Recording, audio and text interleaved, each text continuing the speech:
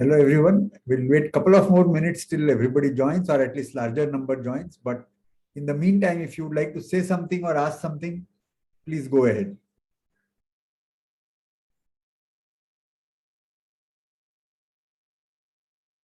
You can put it on chat, or you can put it by words and muting yourself.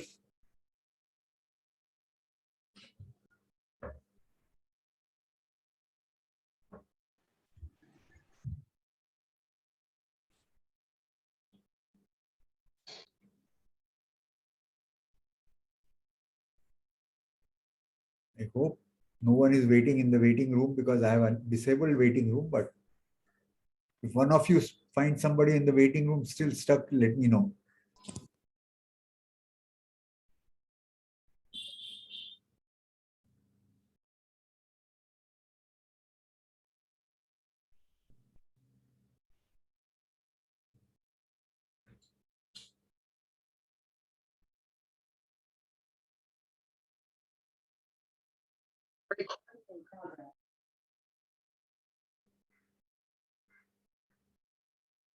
Yeah.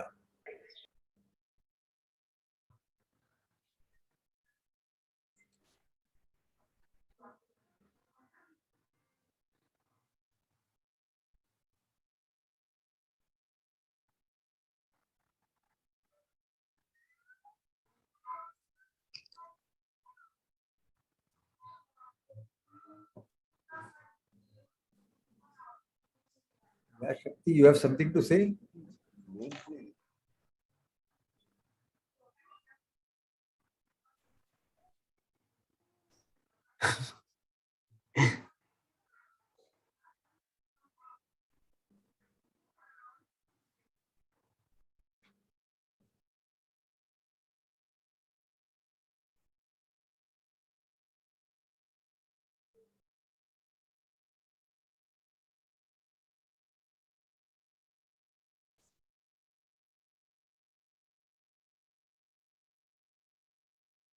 It's 2 minutes since time, and anyway, about 35 or more students are there already. Let us start discussing. Anyway, the video I have enabled, and PDF will also be available for those who come a bit late. So let us start with what is it that we were talking about last? Yeah. Do you have to submit those exercises as well with the assignment which you sent earlier? Along with that, exercises can be submitted at any time if you want feedback. Yeah. Okay. Assignment will be graded and will carry weight. The other exercises are for trial. I would wish you do it. If you have problems, you can ask, especially the TAs or me. If you have, if you see there is an error in the question, or you can't understand what is being given, definitely you should ask me. Okay. All right. So we were talking about, we had started discussing continuous functions, and the way I had defined it first, I had defined it continuity on the entire set together. But as I had mentioned, you can define continuity at each point separately, as in the red colored picture on as equation 1. Let us read that. Okay. So this is about continuity of the function at a point. So E is the domain and X is the point, and then they are saying that F is continuous at X if. So what is the condition? For every epsilon positive, there exists a delta such that y belonging to x minus delta to x plus delta intersected with E implies Fy minus Fx less than epsilon. So y should be close to x, close by delta, and y should continue to be in E. Y is not in E, f of y may not be defined. Okay. So both these conditions, all those points in E which are delta close to x, f should be fy should be epsilon close to fx. Okay. So now this was which had been considered and discussed and so on for large number of years in mathematics community, and before formalizing mathematics, this concept was already there. Okay, and there are different ways of writing this, but instead of for all epsilon, there exists a delta such that, so there exists a delta such for all y in this, something happens. So various different ways of writing. If you see different books, you will see different, but the meaning is the same. Okay. Now, and we say that the function is continuous if it continues at every x, at all x in E. Okay. Now, it is important that you try and figure out these exercises. So f is given as f is the domain is 0, 1, open at 0 and 1, and f of t is 1 over 1 minus t. You have to show that this is continuous. And in particular, for take epsilon to be 0.001. For every x in E, find delta equal to delta x such that 1 holds. So delta is allowed to depend on x as per our definition. And so you take for this epsilon which has been given, pick out delta. All right. Then take f from 0 to infinity. So all positive numbers, all positive real numbers is the domain, and f of t is some polynomial. I put t power, this is just some t power 5, 33 t cube, t square plus 1 to show that this is continuous. Take epsilon to be the same number, and now for every x, try to find out delta. And I very much believe now that these exercises, I mean, given an epsilon, trying to figure out what the delta will work, are very useful. Okay, and remember, you are not asked to show the best possible delta, the smallest possible delta that will work. So two different people can get two different deltas, no harm done. Both have got the proof. Okay. And more, so this time f from closed 0 is at 0 it is closed, but at 1 it is open, and ft equal to 1 minus 2t whole square. You show this is continuous, take epsilon now even smaller, get hold of delta, allowed to depend on x. So the domain has changed, sometimes closed at 0, open at 1, open at both ends, infinite. So apart from the functions changing, the domains have also changed at every equation. Okay. And the fifth one is defined as a kind of a power polynomial of the order of 1000. Okay. You can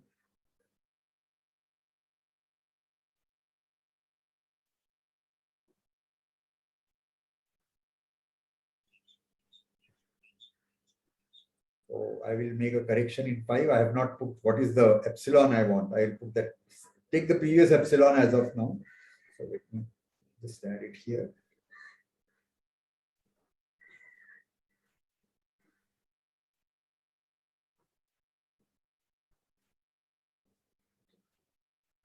So same epsilon, and now find delta x. So now what would happen is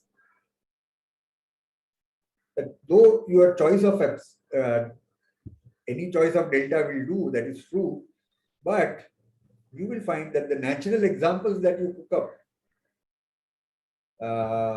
computing deltas, so 3, 4, and 5, in 3, 4, and 5 show that you can actually choose a delta that works for every x in E.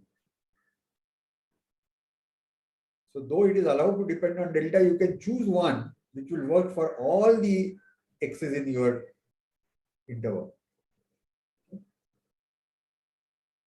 Very likely the one you have chosen may not be depending on this point x, very likely. But even if it does, you can choose one which doesn't depend. Whereas in 1 and 2, you cannot do so.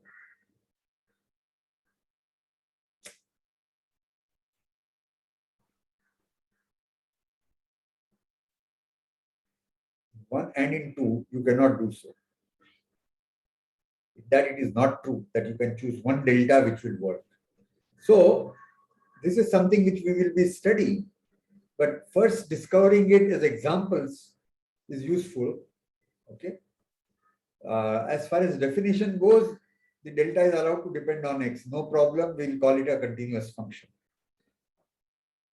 But in some questions or some examples, delta may not depend on x, or you can choose a delta does not depend on x, and in some example you cannot. And how do we differentiate them? That is something which we will be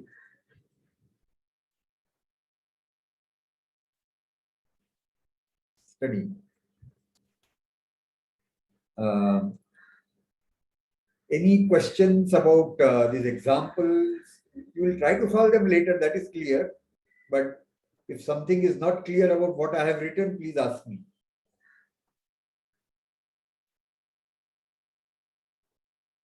In each of the examples, the domain has been defined explicitly. All of them are examples of real numbers. And I've defined a delta epsilon, and I've asked you to choose a delta. In each of the example, I've allowed you to choose the delta depending on x, as per the definition. Then I'm saying that you figure out that in 3, 4, and 5, you can actually choose a delta which will work, same delta which works for all x's in our domain. And in 1 and 2, you cannot do so.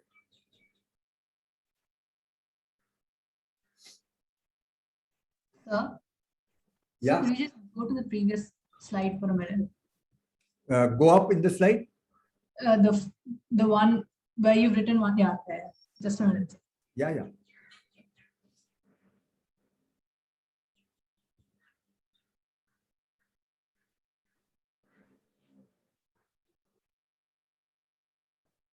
Yeah, so you can change.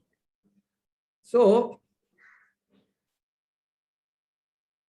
continuity definition is one thing, and this first thing that I have observed is already very interesting.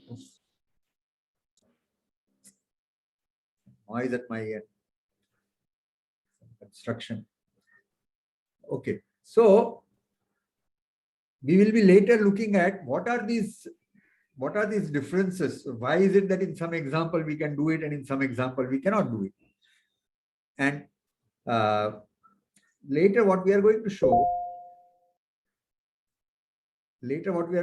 is that in something like example 4, where the domain, the set E, the domain of the function is a closed bounded interval, then you can always choose one delta which will work for all x. It doesn't mean you cannot do it in other cases. So in 3 and 4, they are not closed bounded interval, but we could still do it. But at least when it is a closed bounded interval, you can always do it. Okay. And that is something which we are going to do. So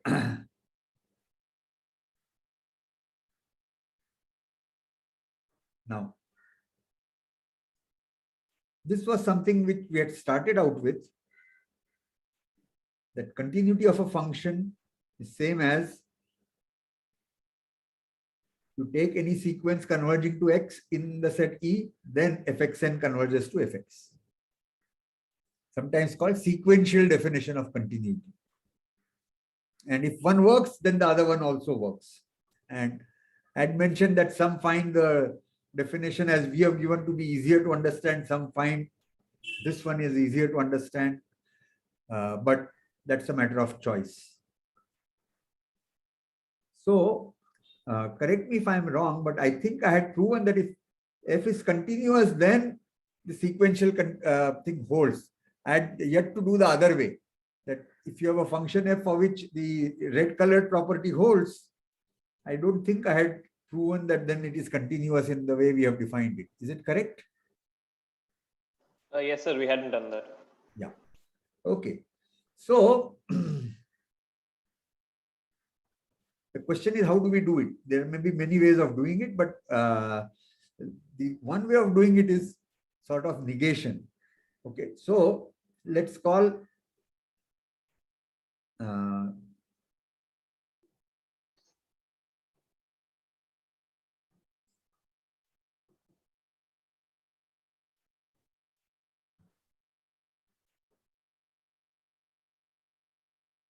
this is a statement. Okay, A and B are not there, at least on this page. So let's call this statement A, and let us call this statement B. So our assertion is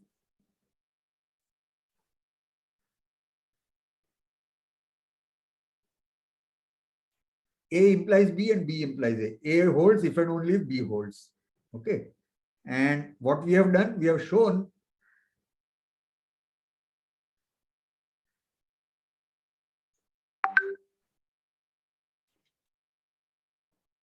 we have done A implies B. Now we want to do B implies A. And suffices to show negation of A implies negation of B. That is what we will prove.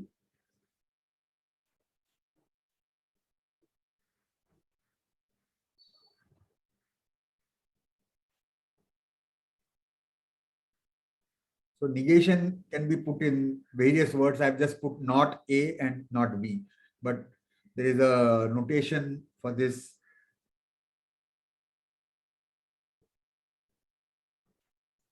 But that can be confusing what notation it is, especially in the handwritten thing. So it will be easier to say that not A implies not B. And this is something from logic that you need to digest. And in words, it is easier that if A fails, then B also fails.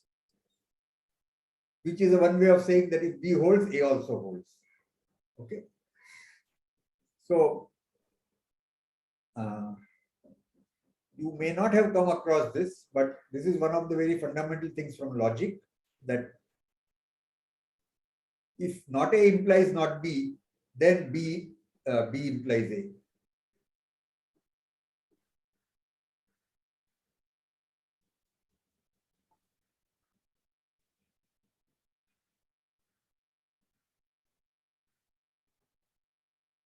Okay. So maybe you discuss amongst yourself, discuss with TAs, or try to read it in the internet, this, that, or we can also discuss here, but that is kind of maybe good to see by examples. You take sets, you take equations, whatever, and you have two statements A and B which are equal, you have proven them, and then try to see this kind of thing. Okay. So in proofs, it is much easier to write the proof that not A implies not B. And in the process, we will also understand what is negation of a statement mean. So we have defined F is continuous. How do we say that F is not continuous? How do we conclude? Suppose F is not continuous, then what can you say? So let me write down here. F is not continuous. F is continuous if it is continuous at all x. So that implies if it is not continuous, then it should fail continuity at least at one point. So that means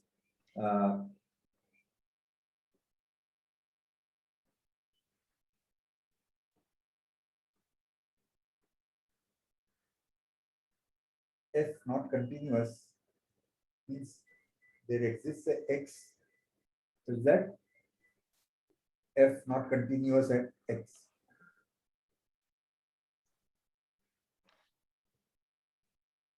Now let's come to 1. Now we have chosen some x, and we have got one x for which F is not continuous. So now we have got one x and on which this condition 1 fails.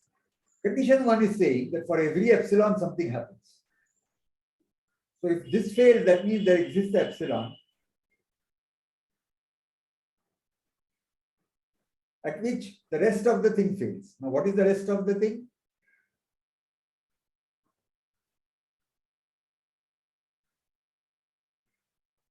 There exists a delta, blah, blah, blah. So So that for all delta greater Yes. than 0. no such delta it will work. So therefore, for all delta positive. Now, what is going to happen for all delta positive? We have that this statement implies the other statement. So we have to have a thing where this statement holds, but the other one doesn't hold.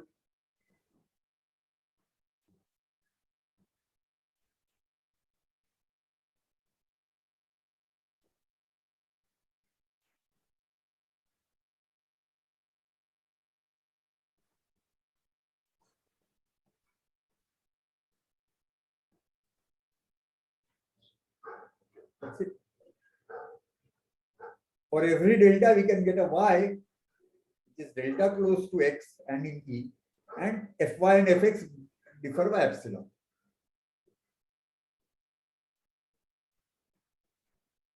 And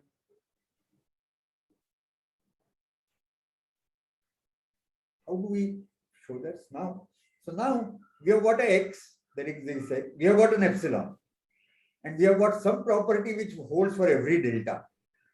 Now the simplest thing to do is you have to eventually connect it with a sequence, right? Our aim is that sequential convergence must also fail. So what you do, you take delta to be 1 over n or 1 over 2 power n, whichever suits your fancy. So let's take delta to be 1 over n. Then what happens? Okay, for delta to be 1 over n, you will get some y, let's call it yn. Yn is within 1 by n of x in E, and for which f of yn and fx is bigger than equal to epsilon. That does it because by our choice, this y sub n is a sequence which is converging to x. Because y sub n is within 1 by n of x. And fyn and fx always differ by more than epsilon. Therefore, fyn cannot converge to fx. So we have proven that if f is not continuous, then there will exist a sequence and a limit or everything belonging to the set E, for which the sequential convergence fails. Let me go back to that statement involving sequence once again. Yeah. So what we have shown that we have come up with a xn, x, we call it yn there, but such that yn is converging to y, but fyn is not converging to fx. So what we have shown, negative, if B does not hold, A does not hold, then B also does not hold. And that proves that B implies A.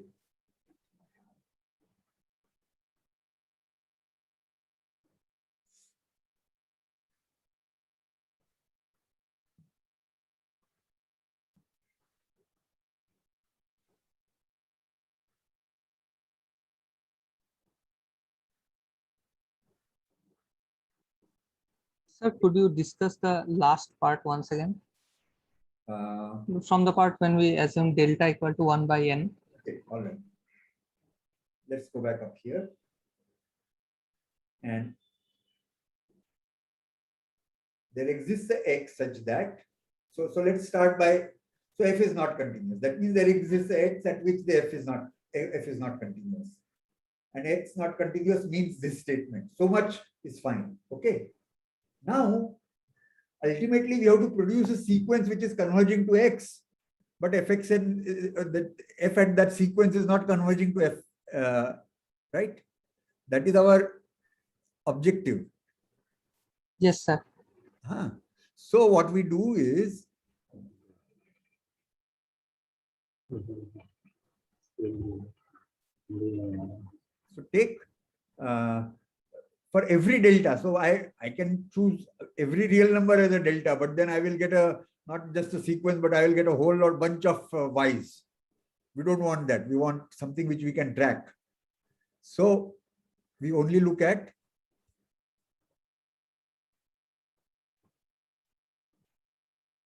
we look at delta to be 1 over n. You choose a sequence of deltas, delta to be 1 over n. For every n, we will do that. Okay. So you can do 1, half, 1/3, 1/4, and so on. That is what I mean. And for n, what you do then, once you fix a n, we will choose a yn. Yn will be as per this condition, that it is differing from x by less than 1 over n, and it is fyn and fx differ by at least epsilon.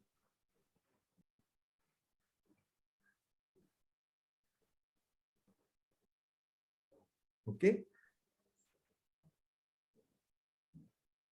So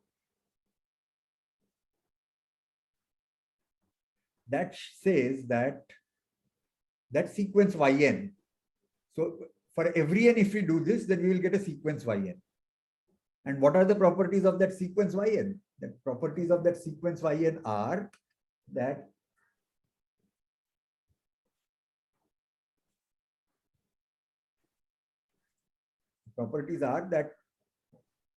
yn and x differ by at most 1 by n, because yn belongs to x minus delta to x plus delta. Delta is 1 over n. So yn belongs to x minus 1 over n to x plus 1 over n. And yn is a point in E. And fyn and fx are away by at least epsilon. So by our choice, the sequence yn is converging to x, but fx and f of yn is not converging to fx. So we have produced a sequence of yn, a sequence from E which is converging to x, but for which f of yn is not converging to fx. So yn is an element of x minus 1 by n to x plus 1 by n intersection E. Yes. Okay. So I mean, for x minus 1 by n and x plus 1 by n, we can clearly see that the yn sequence converges to x. But when we take its intersection with E, then also it will converge to x. I mean, I cannot see that. Wait. So I should have added, there exists a x, means x belongs to E.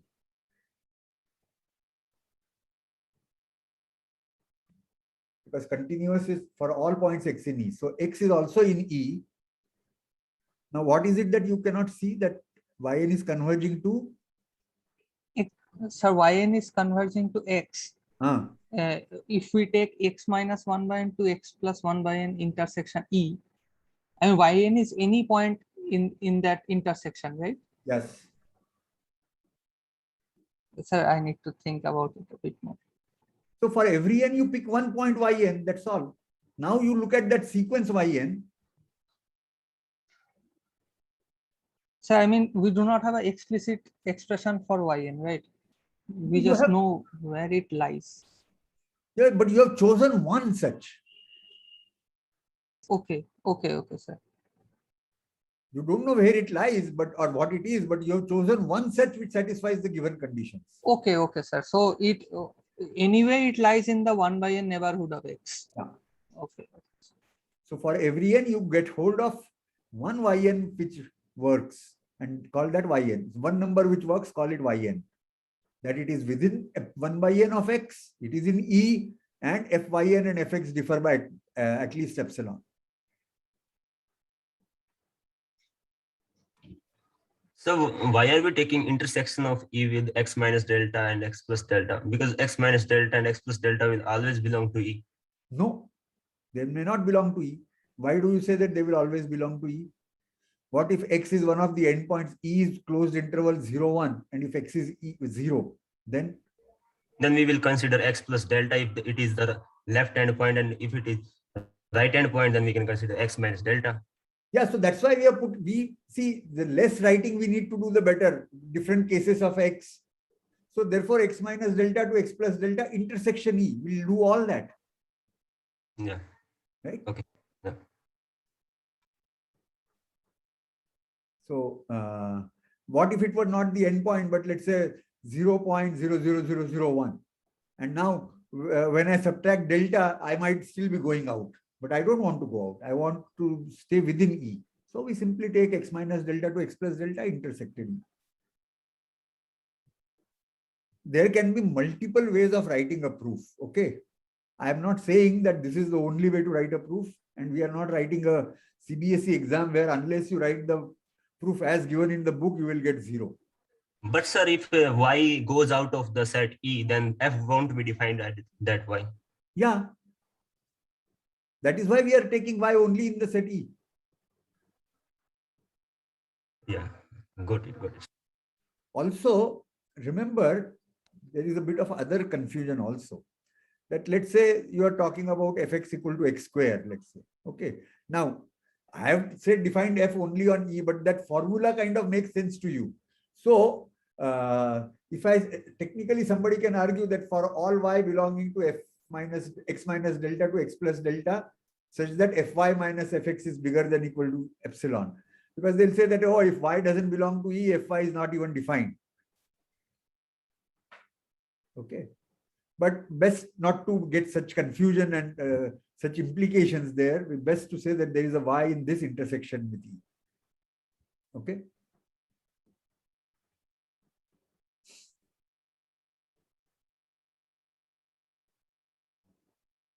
So, main thing is in this proof, you should understand proof by negation.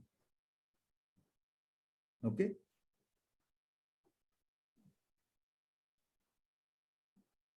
All right. So,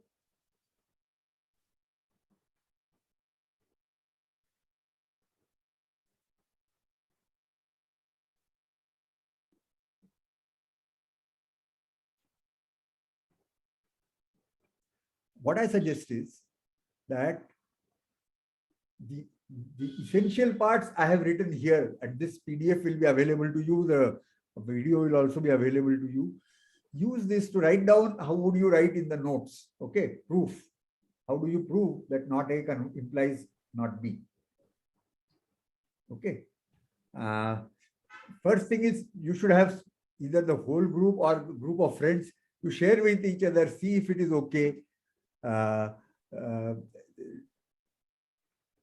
Convince yourself that what you have written is correct. If you still have doubts, you can share with me or with your TAs, but that's not the only way to do it. You must develop. Unfortunately, right now we are all in your own homes and not even talking to each other. This will help have a common theme with each other and get group of friends, entire group or a smaller group, learn from each other. These are also very important aspects. Hopefully things will improve and you would be back in you would all be able to come to the CMI campus and then develop these friendships. But all right. So this condition B that I have written is called also sequential definition of continuity. Okay. And they turn out to be the same. Okay. All right.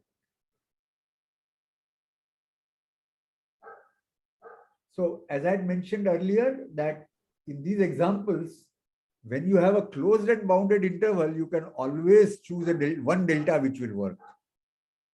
So that is the next theorem. Sir, your voice is coming a bit low.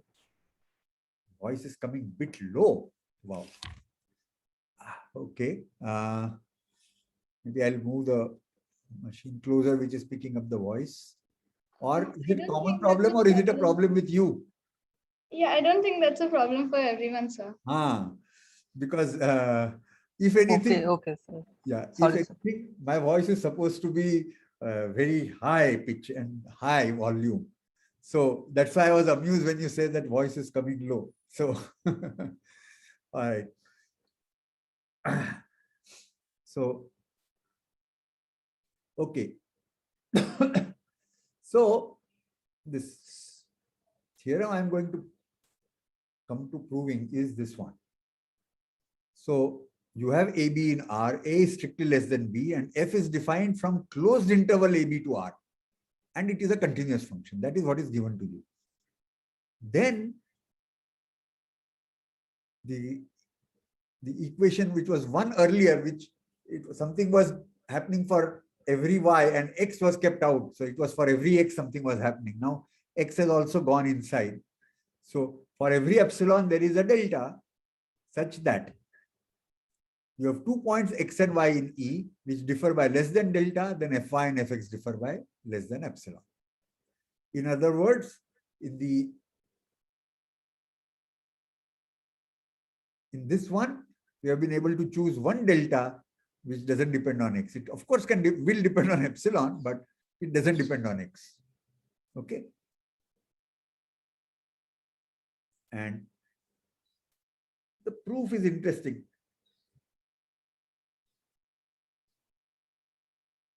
Let me first go over what I have written and then elaborate. So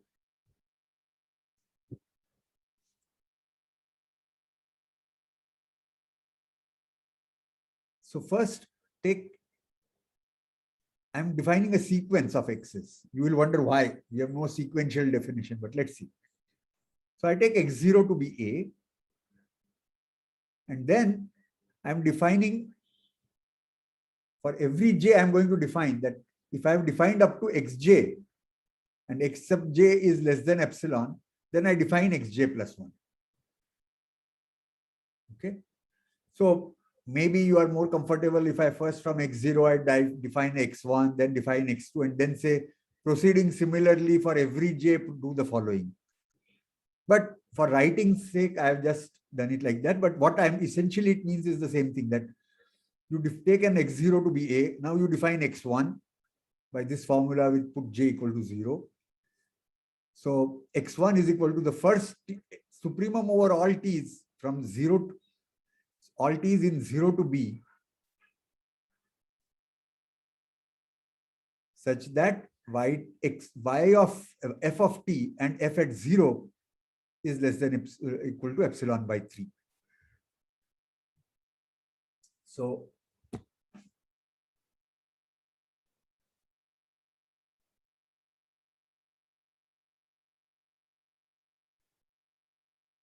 this is my function. This is x this way, fx this way. So this is a. Okay, this is my x0. Then you go and you keep going along the sequence and stop as soon as where you are and where you were differ by more than epsilon by 3. Then start from here, keep going back further up and stop as soon as you verify again epsilon by 3 and so on. Okay. So in one go, I've written that if you have chosen up to right here.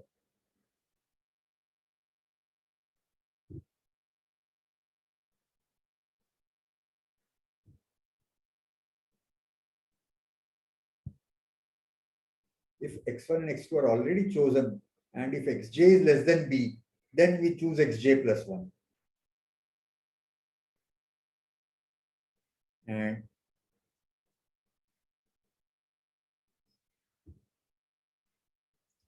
y epsilon by 3.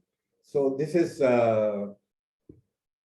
because I know the whole proof. Otherwise, so in all these kind of proofs, what you try to do is in the rough pages, you try to figure out what will be the final answer. If you are here, you choose epsilon. If your final answer you are able to get 3 epsilon, then you start with epsilon by 3. But it doesn't matter. Okay. So let xj plus 1 be the first time you differ as you go along the curve. You differ from f at the previous endpoint by more up. As soon as you differ by epsilon by 3, you stop. Otherwise, keep going. Now, note that if xj plus 1 is also less than b, that means you have found one such point. What may happen is that you may reach somewhere where from then on it is always less than epsilon by 3. Then what will be the supremum? It will be b. And then our whole game will stop. We will not go to the next j. So if x, but first we note that if xj plus 1 is less than b, then fxj minus 1 and fxj, their difference is exactly epsilon by 3. If it is equal to b, then it is at least at most epsilon by 3.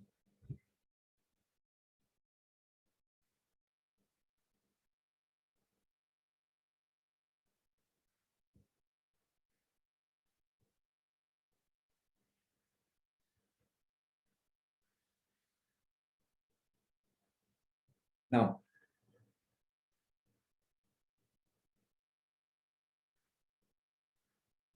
if this continues and you are able to choose xj's for every j which is less than b, okay, then what happens? Then our a less than equal to xj less than equal to xj strictly less than xj plus 1 strictly less than b. Okay. For every j. And this implies that theta equal to limit j, theta xj exists. Because xj is an increasing sequence. So we had already done that if you have an increasing sequence, then it definitely converges. So it converges to some quantity. That limit quantity will be less than equal to beta b, because each of these is less than b. So at worst it can be b or it can be something smaller. So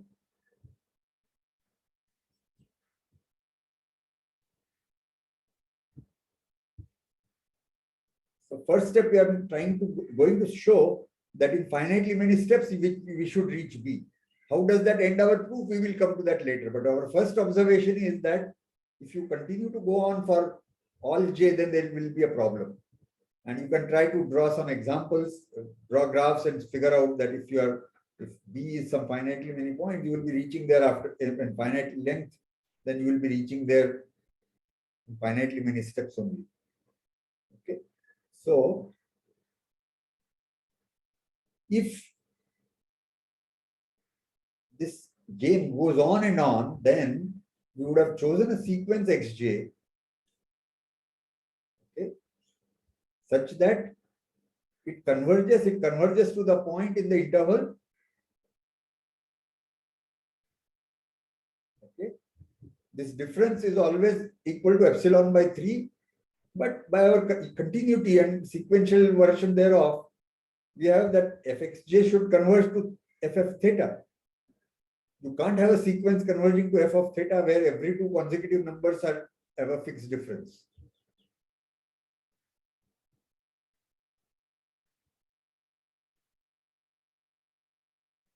Let's see what I have written on the next page. Or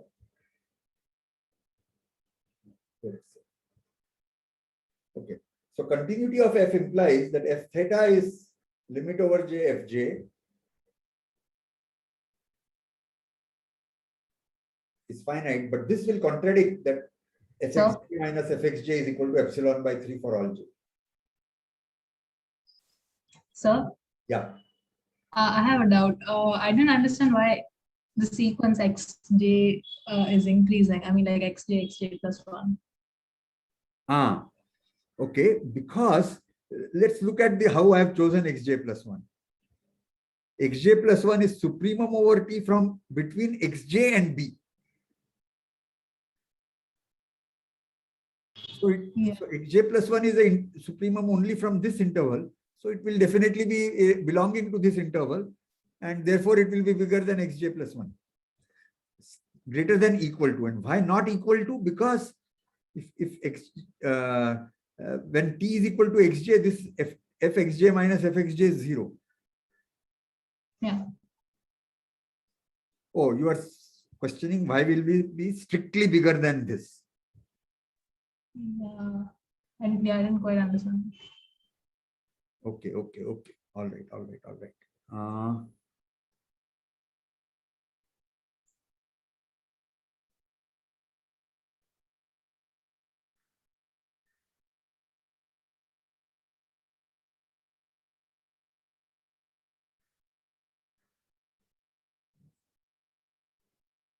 why should there exist any point which is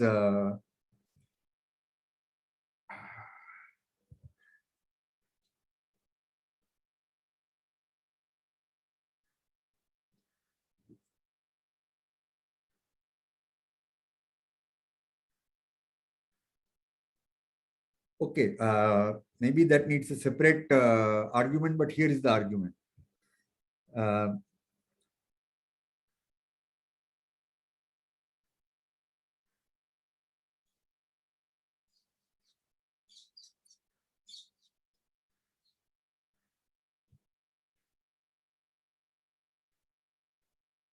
It means that for all t in xj to b,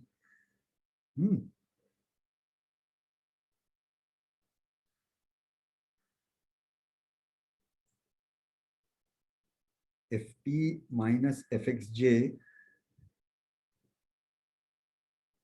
is greater than epsilon by 3. There is no t after xj at which this condition holds, right? So once again, we can pick a point t which is differs from xj by 1 by n. So take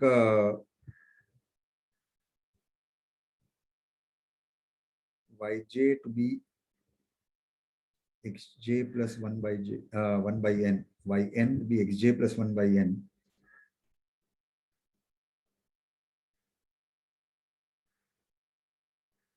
Then yn converges to xj. So fyn will converge to fxj, but ft minus fxj is always bigger than epsilon by 3. So yeah, this part I missed, but you are right that to claim that the strict inequality here, which is important, we need to make this observation. Sir?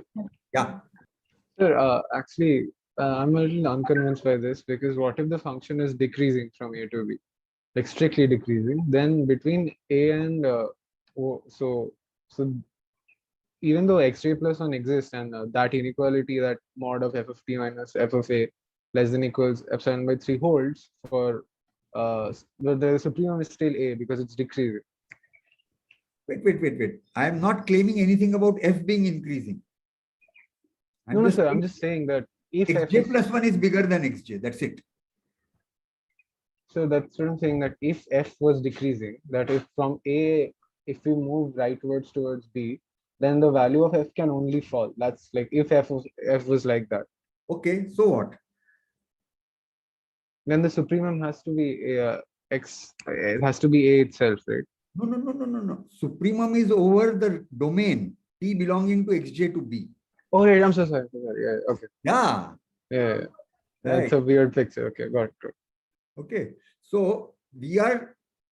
See, this is not a canonical proof in any book that I've just concocted this proof. There can be error. I don't deny that I can make mistakes too. Okay. But I have been careful that our supremum is over the domain. We have started in the domain starting from A and then going to the right. Whether the function is increasing or decreasing doesn't matter. My function could have been like this. Even then, if I start from here, I will go here. Okay. Yes, sir. So the xj's are increasing. Fxj could be decreasing, no problem. Okay. And so the first observation, sorry, okay.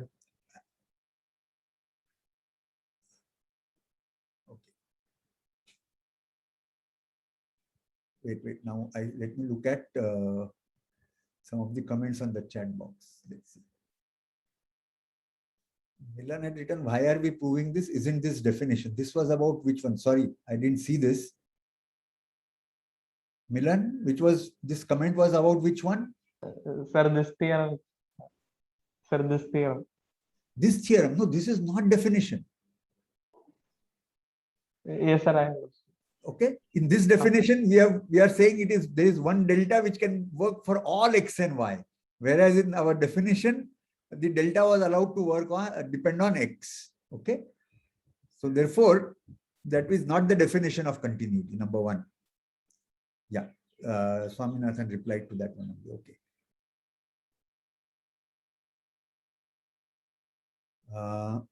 Proving the equivalence of sequential definition. Sorry, sir, that was my mistake. I thought that based on this proof, it would be. I Ah. thought that's what it demonstrated on a first glance at the proof. I think I was mistaken about that. Yeah, yeah. So we have used sequential thing to come here. Yeah. Yeah. So just a side comment that, why is it that I had to write a proof that I couldn't take it from any book? Because you see, most books want at one go to do things from R to Rn at least. Okay. The proofs I am writing are specially working with R, because in the domain I have a line and I'm just going one by one above. If you go even to R2, this theorem is true, but my proof will not work. We'll have to modify my proof. So books will give you a proof which will work for R, Rn, all of them at the same time. Okay. So the theorem in higher dimension, continuity definition, all this works and it is true. But I think it is useful to first see how the proof works with R, and then you are going to do in the next semester itself multidimensional calculus. So, okay. So your continuity is not only from R to R, but continuity can be from R2 to R2 or R2 to R or R to R2, any of those. Okay. And why only R2? It could be R power M. That definitions are easy, but then you have to start defining what is the distance between 2 points. You can take the Euclidean distance, but then you don't really have a closed and bounded interval. You have a closed and bounded set. The result is still true that if you have a function on a closed and bounded set, if it is continuous, it is uniformly continuous. This definition is called uniform continuity. But this proof doesn't work. Okay. So, Sir, yeah. I still don't get why it needs to be a strict inequality there. Could you repeat that one more time? Wait, why it should be? A strict inequality between xj and xj plus 1. So what you've written at the bottom left. Okay. If xj plus 1 is equal to xj, all right. Okay. This one, all right. So, yeah. What does it mean? Let's go back to the definition of xj plus 1. If this xj plus 1 is equal to xj, that means t equal to xj, it is trivially true. Okay, it's a non-empty set. T equal to xj, it is 0 and it is less than equal to epsilon by 3. So no questions. Right. But for every other t, the condition fails. So this set is the singleton xj. Yeah. So xj plus 1 equal to xj means this set is singleton xj, which means if you go above xj, for every t, this condition is violated. So for every t, ft minus fxj is strictly bigger than epsilon by 3. Right. Okay. Now, take yn to be xj plus 1 over n. Okay. Okay. Then yn is converging to, I had not written it out completely. So then yn converges to xj, but f of yn is not converging to f of xj.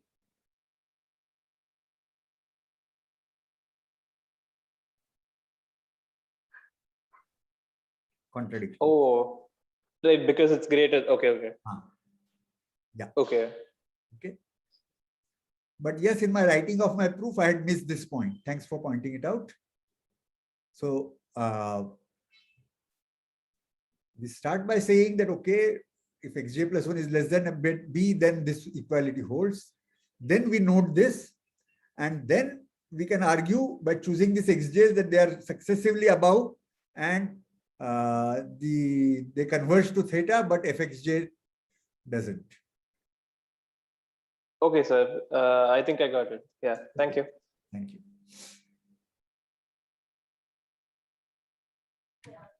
So I didn't get why it would be like greater than epsilon by 3 by ft minus f of xj.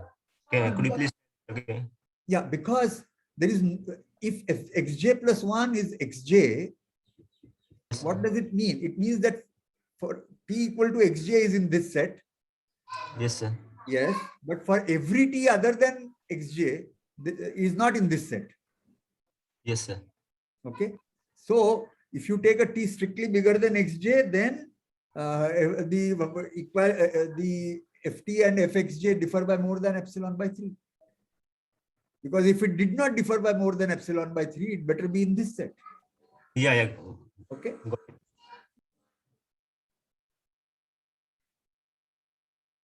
So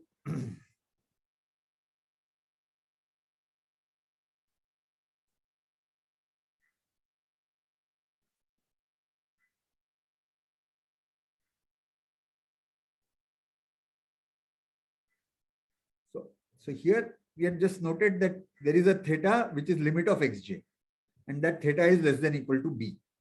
Now continuity of f says that fxj converges to f theta, but that will contradict that successive values are absolute value is equal to epsilon by 3. You can't have a sequence converging where each consecutive two values have a fixed difference. So at the moment, all this while we have seen that for some m, xm will be equal to b. So in my graph that I was drawing on the board here, in finitely many terms, I will hit the end. Okay.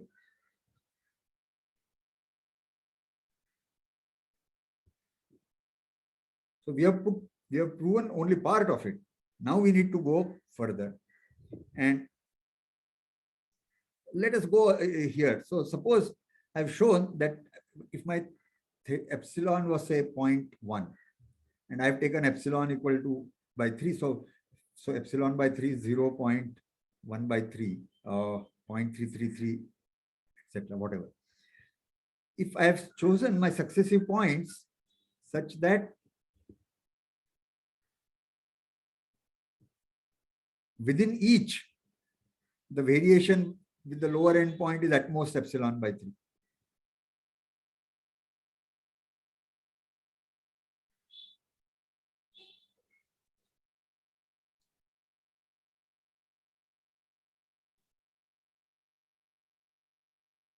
Then, if 2 points are within the same interval, x and y are in the same interval, the difference in f will be less than epsilon by 3. But what if one is here and one is here?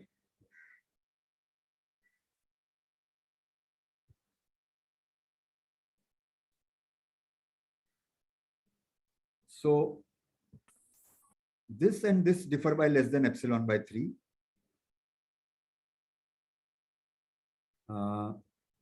This and this differ by epsilon by 3, and this one and this one differ by epsilon by 3. So by 3 orders, we will get back that it is less than epsilon.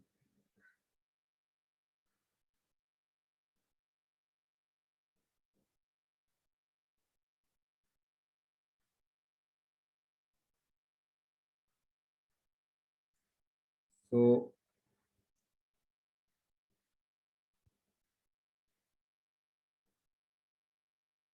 I have a typo here, which I just now discovered, that ft differs from the lower end point by at most epsilon by 3, and it differs from the upper end point by at most 2 epsilon by 3, not epsilon by 3.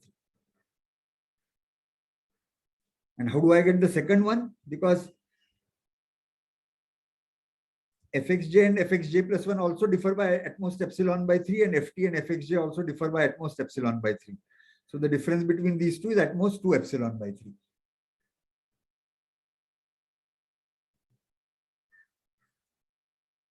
Okay.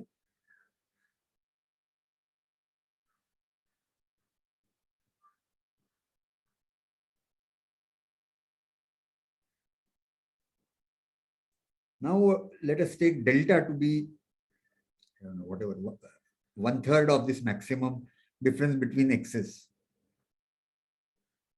successive x's.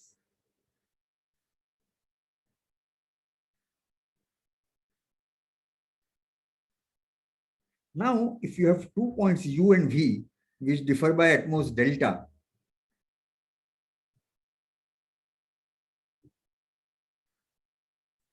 then there are two possibilities. Both of them will be in one interval, xj plus 1, or one of them will be in one interval and the other one will be in the next interval. They can't be in three different, the way we have chosen, maybe even delta by 2 will also work, but I've taken 1/3 rather than half, but doesn't matter. So if, let's say, the successive differences between the intervals is at most 0.01.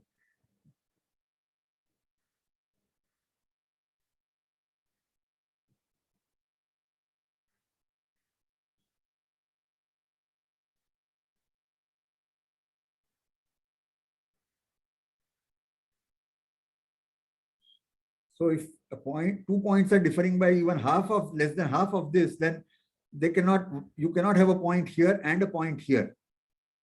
They both can be net. If they are very close to each other, they should both be in the same interval or differ in consecutive intervals. They can't be in far away intervals.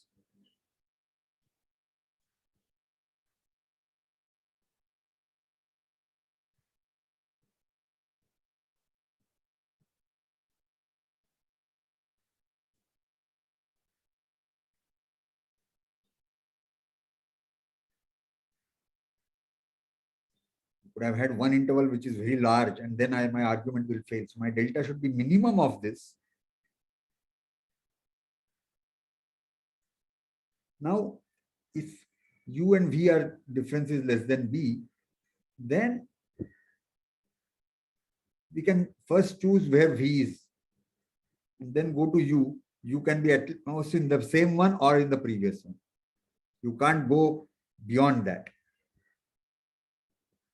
because difference between u and v is less than the common length, less than lengths of both these intervals, successive intervals.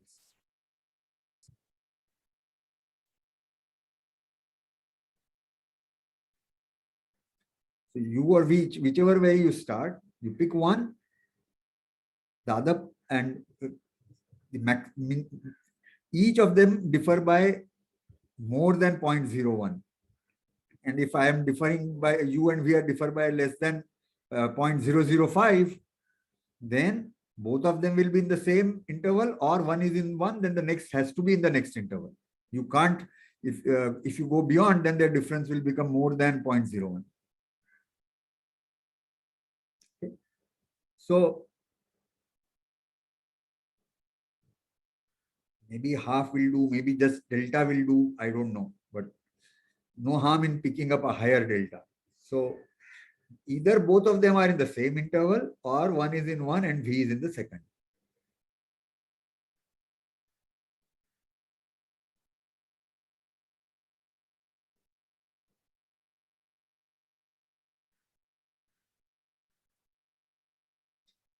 So using that, for each t, you have these two properties.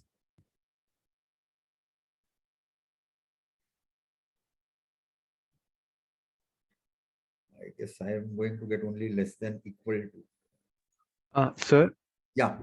so we don't need the 1/3, right? We can just take the smallest interval gap, right? Here, smallest will work. You don't need to do 1/3 here. And if you wanted strict inequality, then I should have taken epsilon by 4. By epsilon by 3, I am getting less than equal to epsilon only, not strictly less than. Because when they are in two consecutive ones, the first one I get, it varies from the lower end point by epsilon by 3, and therefore it differs from the other one by 2 epsilon by 3, and then the third is epsilon by 3. So okay.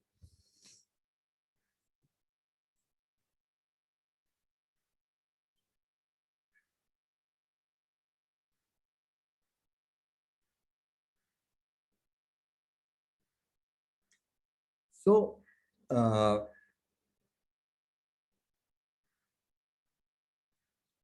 this uniform continuity is a very useful concept, very powerful concept, and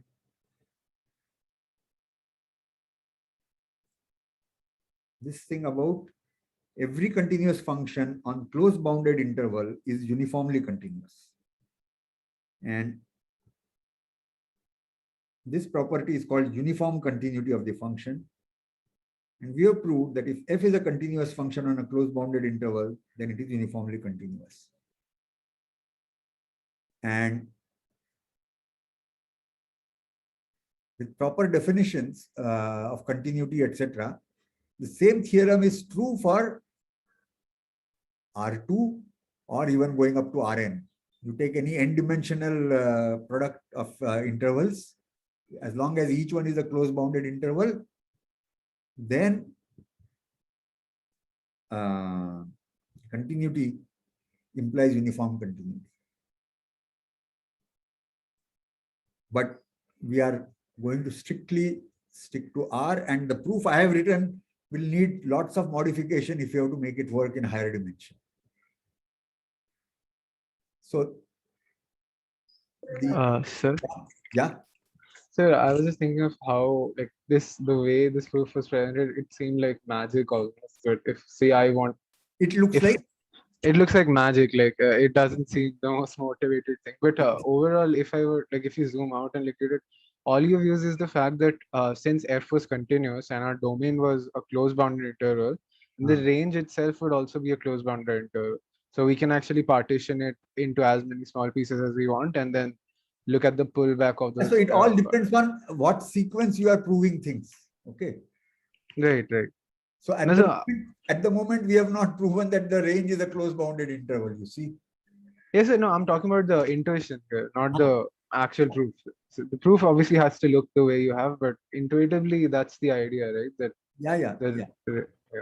Yeah. And especially when you go to higher dimensions. So sometimes what happens is the proofs look simpler when you go to higher dimension. And you may wonder that why on R we struggled so much, okay, when there is a simple proof available.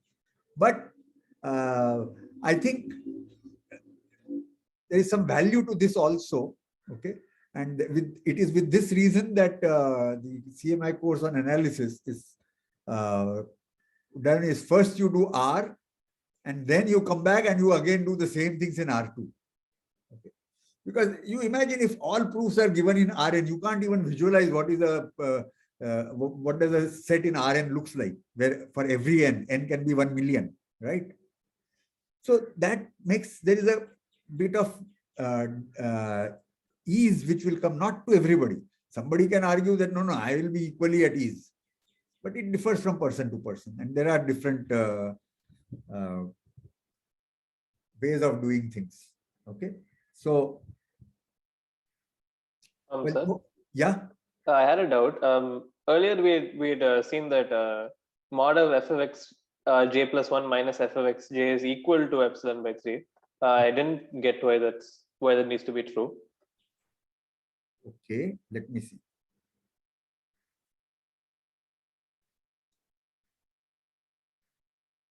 Yeah, we have not yet proven that it will be equal. You are right.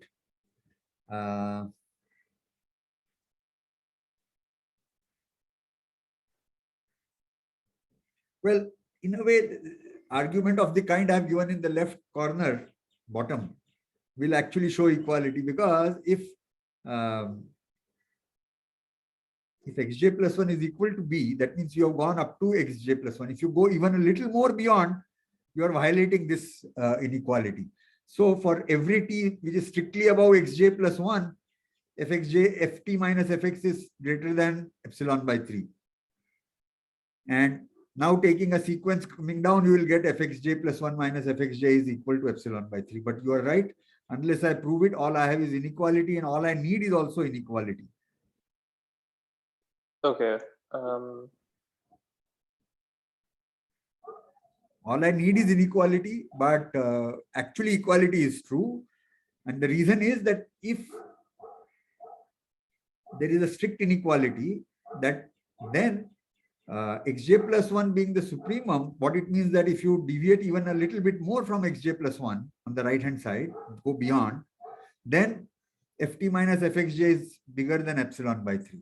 So now you can take xj plus 1 over n, that sequence, and again the argument in this left corner bottom, same argument will tell me that that is equality. But yes, we don't need it, so we don't need to spend extra time and extra effort in proving that there is equality. Okay, sir. Good. Sir, and after this, could you go over the proof as in like an outline one more time? I kind of get what is being done, but All I right. wasn't able to fully follow most of it. So I just like an outline. Okay. All right. So,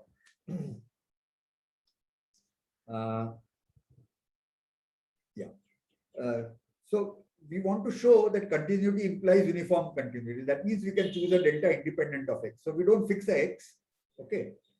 And we are going to proceed. So the first step is to show that there are countably many points. You can divide the interval in finitely many points such that variation within each interval is small. Okay. So that is the idea, that you start x0 to be a, then you pick x1. After picking x1, you pick x2 and so on, where you pick, if you have picked xj, you pick xj plus 1 as the first time, as the largest t, such that variation between ft and fxj is less than equal to epsilon by 3. You can't go beyond that. If you go beyond that, then you have gone more. With that, there are several steps involved, but Right. I think I understood how we chose that. That made sense to me. then if our thing doesn't end, if we continue for every j, we are able to pick a xj plus 1 and so on. Okay.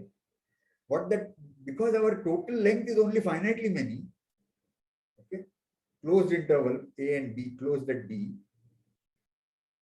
So if we keep going on, then those xj's themselves will have a limit.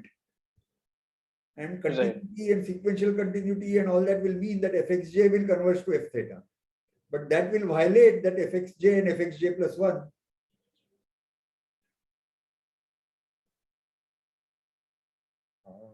I do need equality, because otherwise, if fxj plus 1 and fxj is Yes, sir. The less than thing always keeps it. so then I won't get a contradiction. Okay, so I do need. Okay, so, but it's good that what you see from me is not a proof which at first shot everything is correct and that's it. So now we are having discussions, and what I will do is, this is good enough reason for me to write down a full argument, correct argument, and send it to you. Okay. Okay, sir. Okay. Yeah. Okay. The idea is here we will get equality, and then if you are able to do this infinite sequence, then we are into trouble, because Right. the convergence property will fail. Right. I didn't understand that part. Yeah. And sir, another thing also is that if it is a finite sequence, but it stops at xm, which is not equal to b, that contradicts the least upper bound property, right?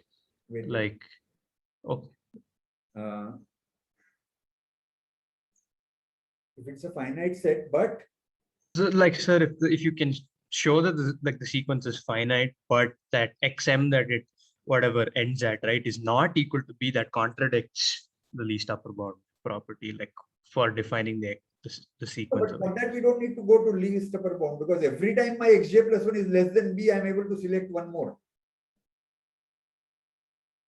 No, sir. I mean, like if you prove that you've like finally xm beyond like xm plus 1 is equal to xm or whatever, that Okay. will have to be equal to b, otherwise that will contradict. I think this is a trivial statement, but I just wanted to clarify that. Yeah. So that will come from the strict inequality, that each time we are less than this, the next one has to be strictly above. So I will like to, what I will do is, I will write each of these arguments, okay, carefully and in the proper sequence, and send you. Okay, thank you, sir.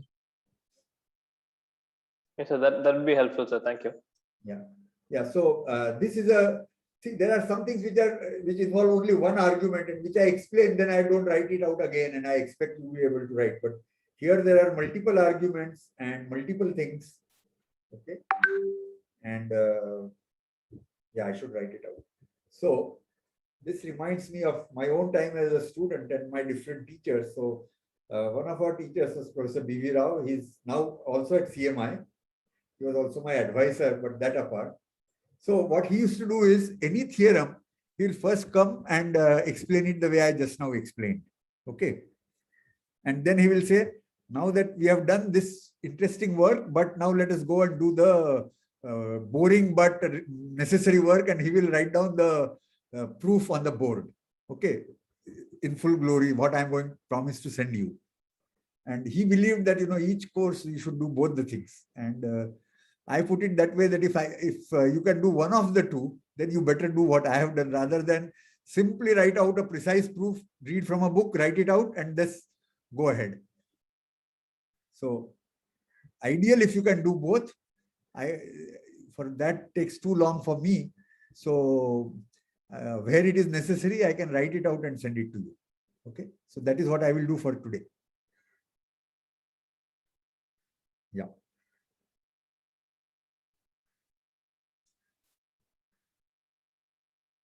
And few words let me throw.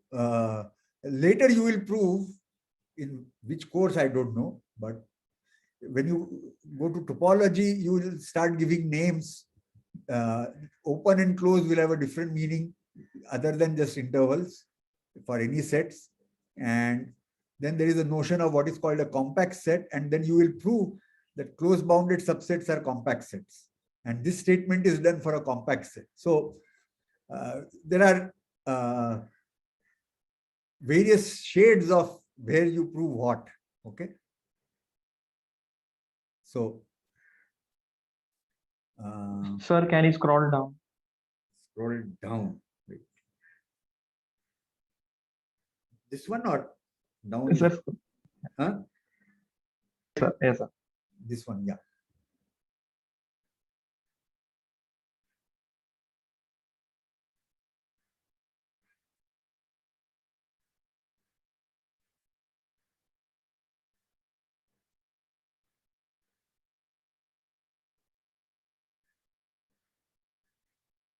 Thank you, sir. Thank you. And you may have a time for next class, but if somebody wants to ask something, I'm around for a few minutes at least, but go ahead for the next class. I will send you this. Sir, we don't actually have any more classes today. Okay. Okay. So I'm around. You can ask something if you want. So which day you have a class and which days you don't have a class?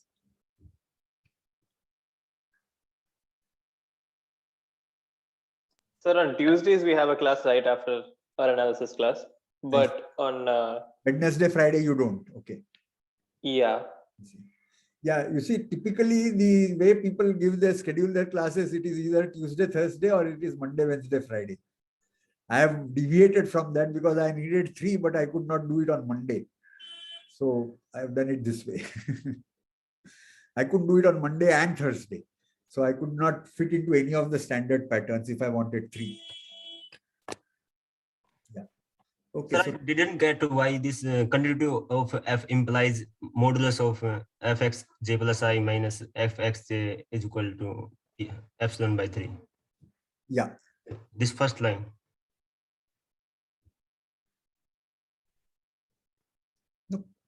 No, continuity contradicts this. Continuity is not giving that fxj plus 1 minus fxj is equal to epsilon by 3. It contradicts this because if fxj is converging and if consecutive ones are at difference epsilon by 3, that's a contradiction. Okay. Yeah. Okay. Thank you.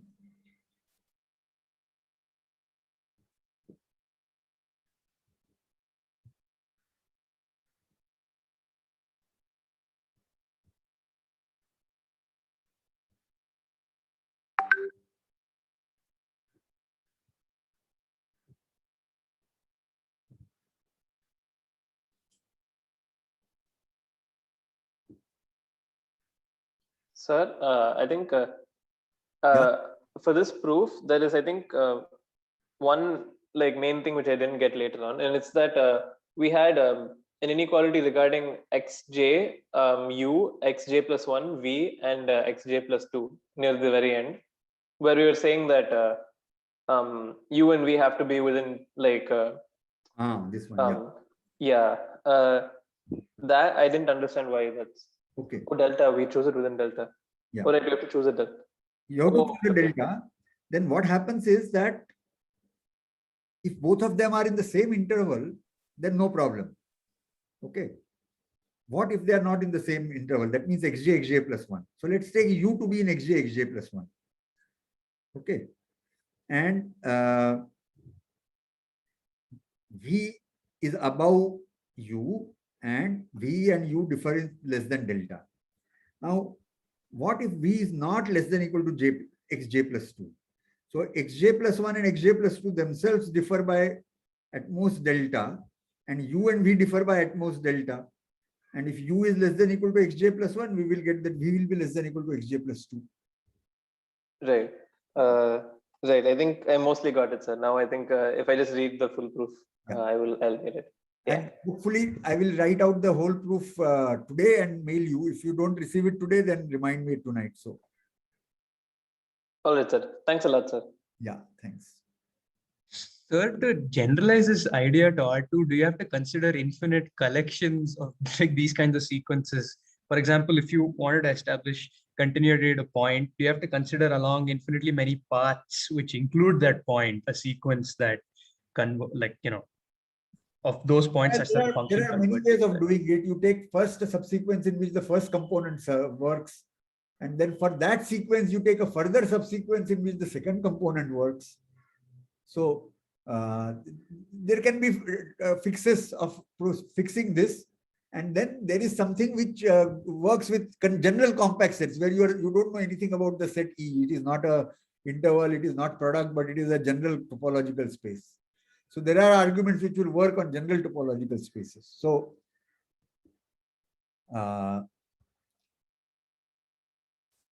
yeah, it depends on how one writes the proof. But at least I believe that proving it with real helps. So let me tell you a short story related to this. So I was a faculty member at ISI Delhi for years. And, Sir. Yeah. Here we took epsilon by 3. The same proof will also work for epsilon by 2, right?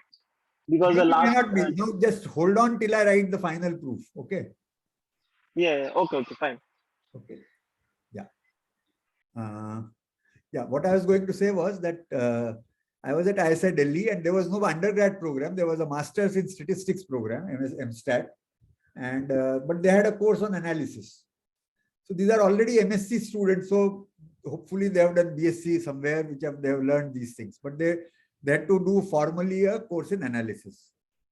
So you all know what is what are matrices, right? As array of numbers, right?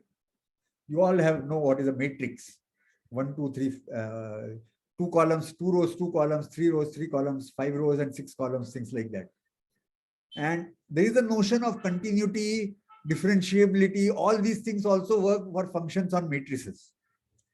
So the teacher then, a very famous person, very well-known person called Professor K.R. Parthasarathy, he decided that proofs of continuity, differentiability, whether they are for R, R square, Rn, or in fact for a matrix, Rn cross Rm matrix, they are the same. So he first time itself, he started defining everything in terms of functions on matrices.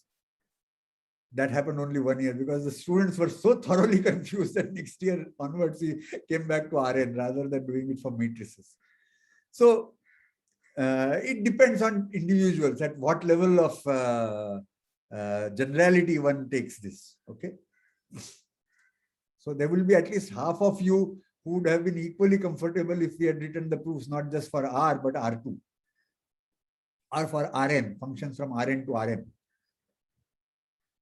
But there will be few at least who will find it very useful to do it first for R and then for R2.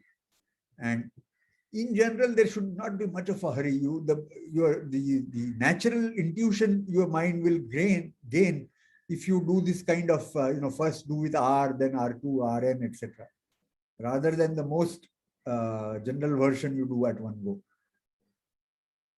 So, but these are philosophies of learning and teaching, and they can vary from people to people. But I was not the one who was involved in defining the curriculum for BSc in CMI. So this has been done earlier, but this is in conformity with what I think.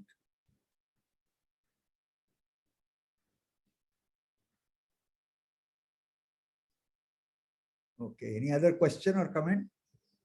Sir, about this only, like proving it for matrices first, right? Like the continuity, is there any material on that perhaps that you could direct us to? Just because I'm curious to see how different perhaps the methods are, that's all. Yeah, so I mean, in ISI Delhi Library, we had this lecture notes by KRP, which had written these out for matrices. I haven't seen any material where proving it for matrices, they will use the things done for R or Rn. But ab initio doing it for matrices, I don't know of any source other than KRP's notes, which are there in ISI Delhi Library.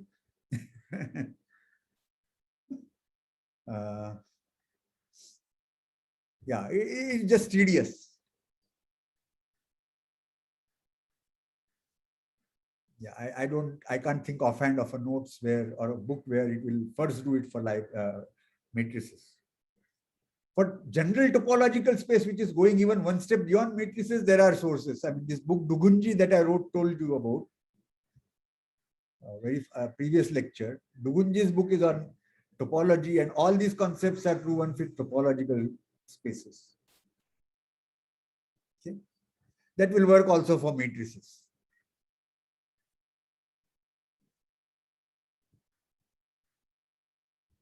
Thank you, sir. Yeah.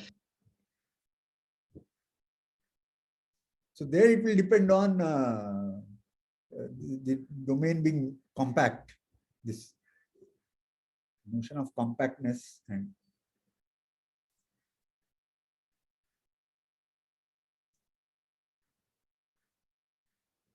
okay, so let me stop and all right, good.